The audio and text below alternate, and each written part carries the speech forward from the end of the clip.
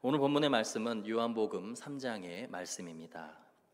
오늘 본문 중에서도 특별히 우리가 묵상하게 될 말씀은 1절부터 3절까지의 말씀인데요. 요한복음 3장 1절부터 3절까지의 말씀을 제가 봉독하도록 하겠습니다. 그런데 바리새인 중에 니고데모라 하는 사람이 있으니 유대인의 지도자라. 그가 밤에 예수께 와서 이르되 랍비여, 우리가 당신은 하나님께로부터 오신 선생인 줄 아나이다. 하나님이 함께 하시지 아니하시면 당신이 행하시는 이 표적을 아무도 할 수 없음이니이다.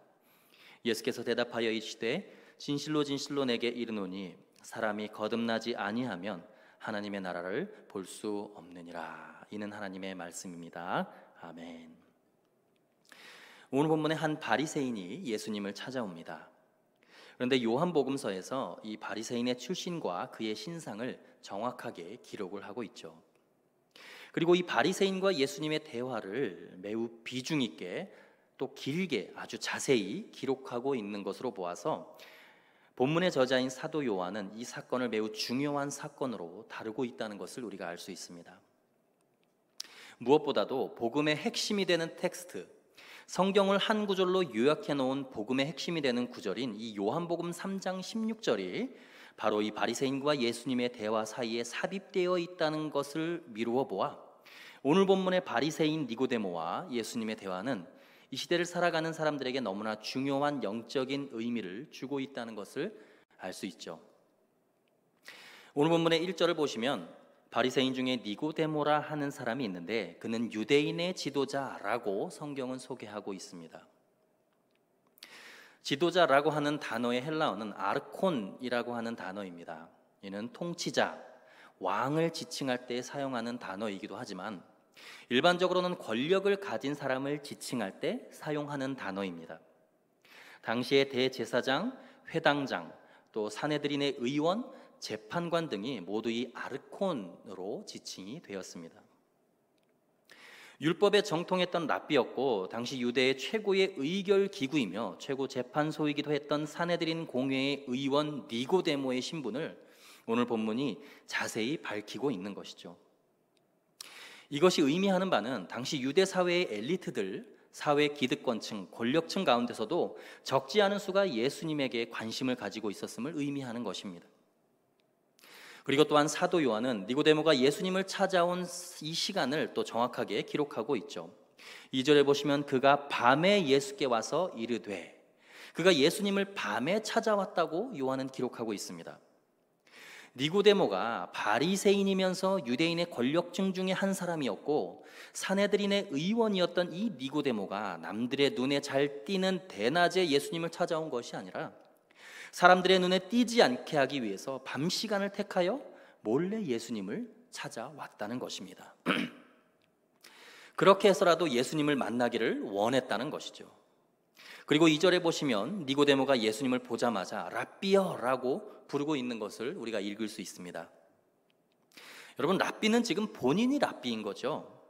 자신이 정통 유대인이면서 존경받는 랍비였던 니고데모 본인이 30살밖에 안 된 목수 청년에게 랍비라고 칭하는 것은 당시 사회에서 대단히 이례적인 사건입니다. 랍비가 되려면 정규 교육과 또 과정을 밟아야 했고 나이가 40세 이상이 되어야만 랍비라고 칭함을 받을 수가 있었습니다. 그런데 청년 예수에게는 그 어느 것 하나도 랍비로 불릴 수 있는 조건이 없었습니다. 그럼에도 불구하고 니고데모가 그를 랍비라고 부르고 있는 것은 이 니고데모는 열린 마음의 소유자이며 영적인 사람이었고 겸손한 사람이었고 경건한 사람이었습니다. 그리고 예수께서 영적인 진리를 소유하고 계신다는 것을 인정하고 믿고 있는 사람이었다는 것을 오늘 본문을 통해서 알 수 있습니다. 그리고 니고데모는 바리새인으로서 할 수 있는 가장 중요한 신앙 고백을 지금 예수님께 하게 됩니다. 당신은 하나님께로부터 오신 선생인 줄을 아나이다. 하나님이 함께 하시지 아니하시면 당신이 행하시는 이 표적을 아무도 할 수 없음이니이다.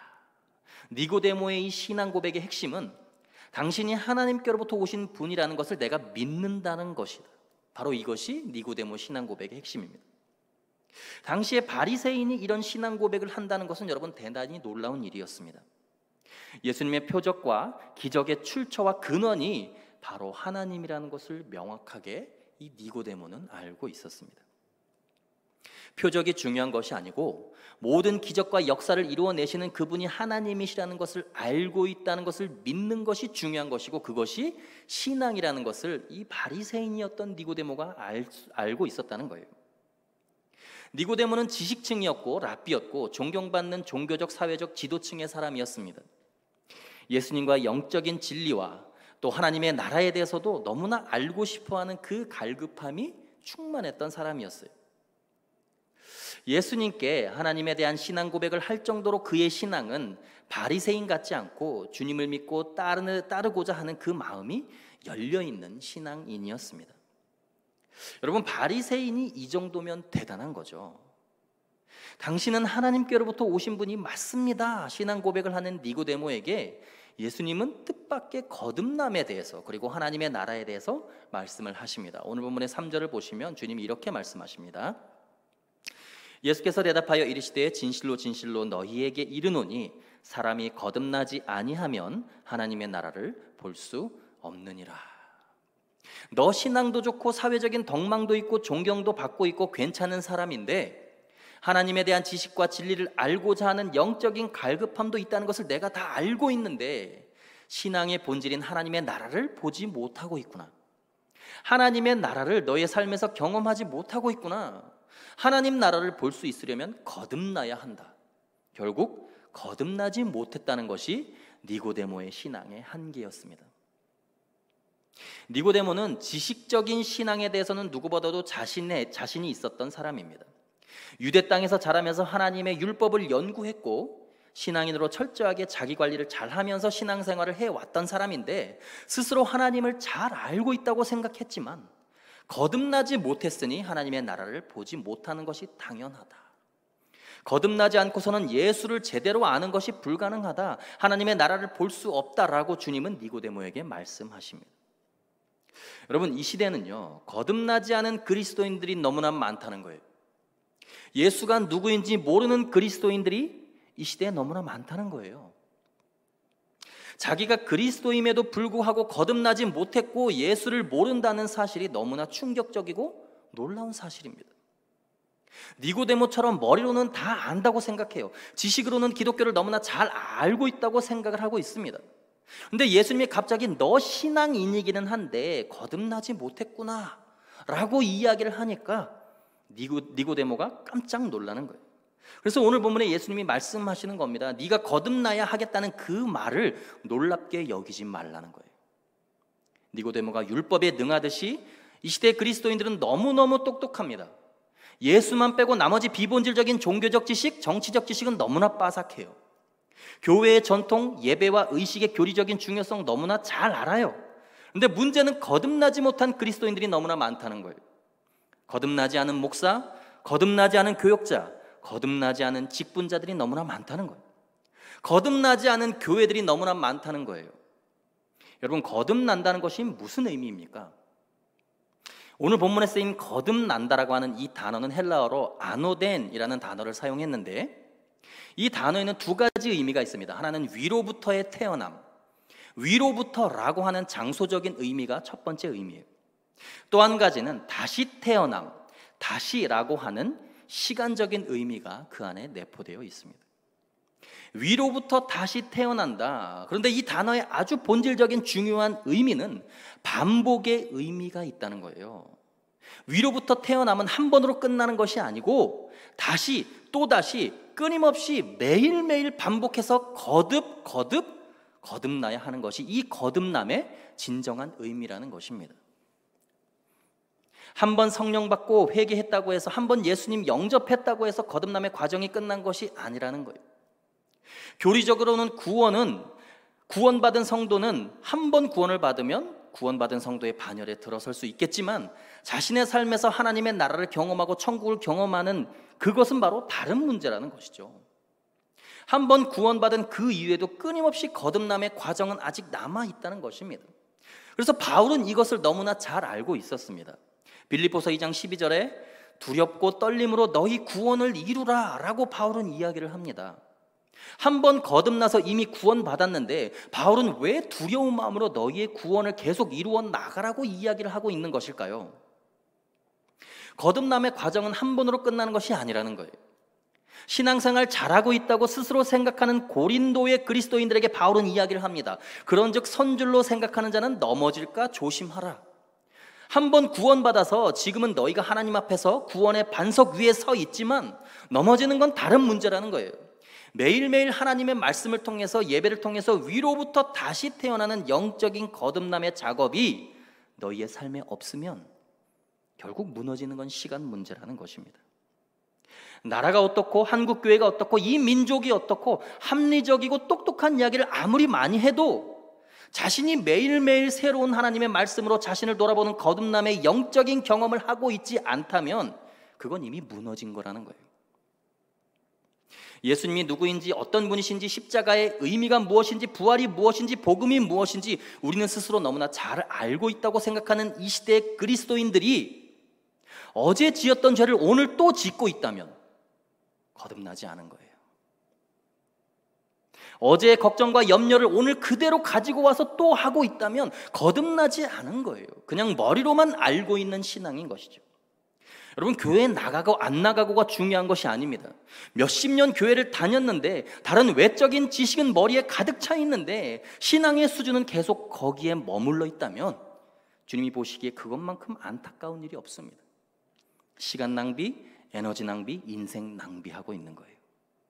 적어도 어제 지었던 죄, 오늘은 내가 하나님의 말씀으로 기도로 새로운 위로부터의 거듭남을 통해서 내가 오늘은 그 죄의 유혹을 뿌리치고 이겨냈구나. 그것이 영적인 만족감이고 신앙의 자존감이에요.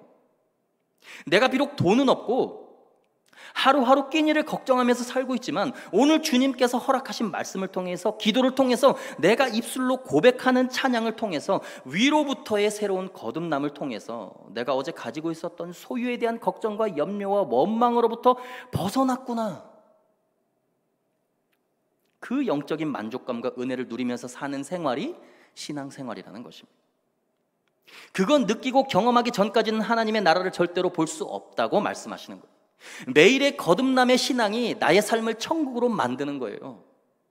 지금 자신의 삶의 현장에서 누릴 수 없는 천국이라면 여러분 죽어서는 누릴 수 있겠습니까?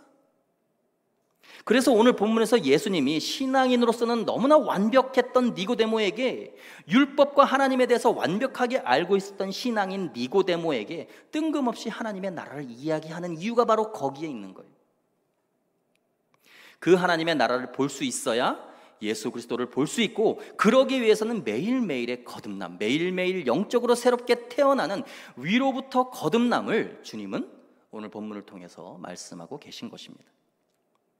똑똑하고 완벽한 세상 사람이 되는 것보다 부족하고 모자란 그리스도인이 되는 것이 훨씬 더 현명한 일입니다. 여러분, 오늘 주님께서 허락하시는 거듭남의 은혜를 누리시기를 바랍니다. 하나님의 말씀을 통해서 거듭나십시오. 하나님께 기도하시면서 영적인 교제를 통하여 거듭남을 경험하십시오. 매일매일 예수의 피로 거듭나서 죄의 유혹을 이겨내고 모든 두려움을 물리치고 여러분의 구원을 두려움과 떨림으로 이루어 가시는 휘경의 모든 성도님들이 다 되시기를 간절히 소원합니다. 함께 기도하겠습니다.